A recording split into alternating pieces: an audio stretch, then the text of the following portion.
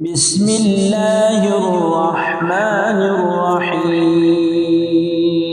هل أتاك حديث الغاشية؟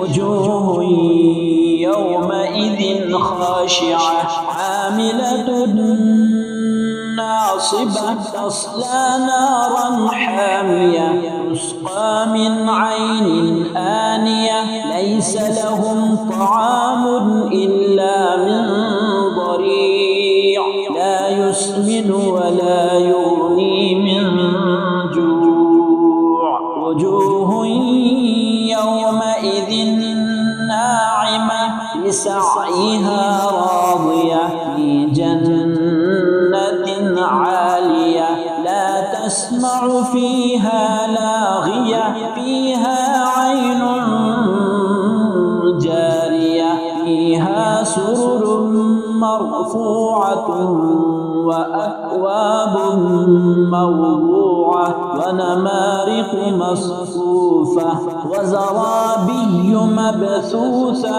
أفلا ينظرون إلى الإبل كيف خلقت وإلى السماء كيف رفعت وإلى الجبال كيف نصبت وإلى الأرض كيف سطحت فذكر إنما أنت مذكر لست عليهم بمسيطر إلا من تولى وكفر فيعذبه الله العذاب الأكبر إن إلينا إيابهم ثم إن علينا حسابهم.